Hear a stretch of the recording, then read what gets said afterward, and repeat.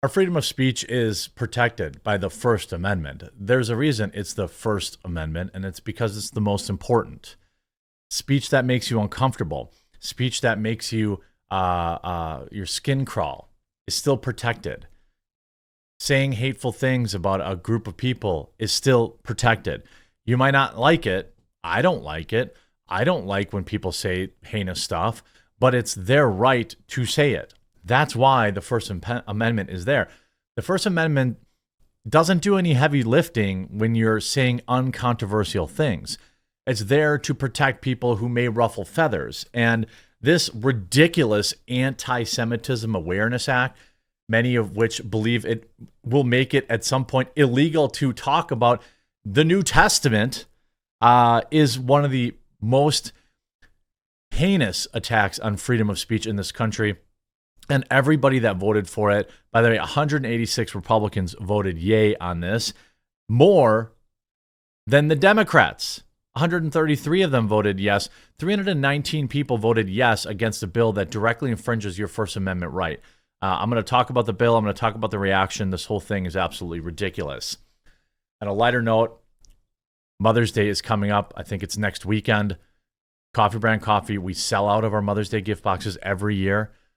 We have this awesome pre-made one ready to go, delicious treats and some coffee. We also have a gift box builder. Promo code MOTHER will save you 10%. And it comes in a nice gift box ready to hand right to mom. No thinking required. Get yours ordered today before they sell out. Now, link in the description. What I think is hilarious is, or you can just go to coffeebrandcoffee.com. The way that the media is reporting this, right? Full list of Democrats and GOP who voted against it. Like it's a bad thing. Every single person should have voted against this. I don't care, right? I don't care if you're Jewish or you're Buddhist or you're whatever, Muslim. I get to roast you equally. And you can roast Christians. I mean, mainstream media makes fun of Christians all the time. It's a literal marketing tool used by musicians, okay? They're allowed to do that. When it makes Christians mad, they can get mad, but they're allowed to do that. The fact that you would try to out people who voted basically in favor of free speech is insane. U.S. advances bill to codify contentious and popular anti-Semitism definition. Well, let's look at what some of the people around have said. Matt Walsh said, the vast majority of Republicans, which is true, just voted for a bill to criminalize criticisms of the Israeli government. If the bill passes, you will be guilty of hate speech if you, quote, apply double standards to the government of Israel or accuse it of certain things. This is honestly one of the most insane pieces of legislation I've ever seen. By the way, the bill passed 320 to 91. It wasn't even close. You can see here the bill effectively criminalizes the simple act of reading the Bible, all under the guise of combating anti-Semitism. It's an outrageous assault on our freedoms and must be fiercely resisted. You can see using symbols and images associated with classic anti-Semitism. Example, claims that the Jews were the ones that ended Jesus, or to characterize Israel or Israelis, drawing comparisons between Israeli policy to that of the bad guys from World War II. What if they enact an actual policy that's similar to that? I can't say they're similar. Holding Jews collectively responsible for the actual estate of Israel. Hey, that's not fair for anybody. Why is there a special law just for Jewish people? This stuff, okay, I talked about this yesterday with Stick, Sex, and Hammer. If the point is to reduce anti-Semitism, all this does is increase it. Why is there a special law just for Jewish people? So all the noticers out there are the crazy ones, and you're the one that says, well, actually, we're going to pass a law specifically about Jewish people, and it's going to restrict your speech. It's going to fly directly in the face of the First Amendment rights. I mean, are you joking? You're not allowed to apply a double standard by requiring of it a behavior not expected or demanded of any other democratic nation. Well, no other nation has the help and assistance that Israel does, at least from the United States. So yes, I should be able to say that matters when I'm making a comparison of what they do. When Israel doesn't take any U.S. aid or money from the United States, then they can be held to their own standards. Okay, that's the reality of it. It's insane. You see, Michael Jones, the reign of the Antichrist has begun. I mean, this is nuts. Charlie Kirk writes, it's patently insane for the House of Republicans to insert themselves into the mayhem engulfing college campuses. Do not interrupt your enemies when they're making a mistake, which is something I greatly agree with. Instead of passing anti-free speech laws that trample on the First Amendment or inserting themselves behind a podium at Columbia, just allow the left to continue to embarrass itself. The whole world is watching what left-wing ideology leads to: bigoted, petulant, entitled brats who hate America and demand vegan food drops. It also leads to feckless leaders like Joe Biden admitting that open terror supporters into America for 100,000 uncommitted votes in Michigan. Red states deal decisively with lawless behavior. Let the left wallow and writhe. Well, not wrong, but you can see here, breaking the anti-Semitism law just passed in the House and does not just make it illegal to criticize Jews, it makes it illegal to preach the gospel. I mean, what is going on? You have actual biblical references here talking about the things that they're now outlawing. I mean, what were they thinking? You see Tucker Carlson, did the House of Representatives just make the Bible illegal? Yes, the New Testament. I mean,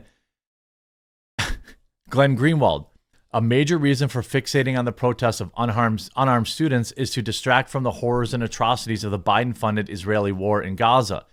But also don't let it distract from the House's enactment yesterday of one of the gravest free speech attacks in years. Here's Thomas Massie's point on it. Do you agree with all these examples of anti-Semitism? Should people in America be prosecuted for saying these things in these contexts, or in all contexts? I think not. This is a poorly conceived unconstitutional bill, and I will vote no. Well, I mean, look, to my Jewish viewers, I appreciate you as a human. I don't care that you're Jewish, all right? The same is true for whatever people's backgrounds are. I don't care if you're gay, for example. I know they're not the same thing, but you get what I'm saying? Like, I'm more interested in the things that you do, your hobbies, things like that. Anti-Semitism is protected by the First Amendment. Speech, anyway. Anti-Semitic speech is protected by the First Amendment. I don't like it. You may not like it. Other people may like it. Doesn't matter. It's protected by the First Amendment. This is not up for debate. It's the First Amendment. The strange fact is that even introducing voting and or enforcing a law like this is stripping Americans of their First Amendment. In fact, seems like an illegal act in and of itself, prima facie. Yeah, I would say so. The speech or debate clause of the Constitution provides that Congress is immune from these charges for their official acts. I mean, of course they are. I mean, you see over 300 members of Congress showed that their allegiances lie overseas. Why is Congress wasting time on bills that violate our free speech? We need 300 more Massies in Congress. It's not just unconstitutional, it's a weapon against our freedoms. I mean, not real fond of this one, but don't we have laws against this stuff now?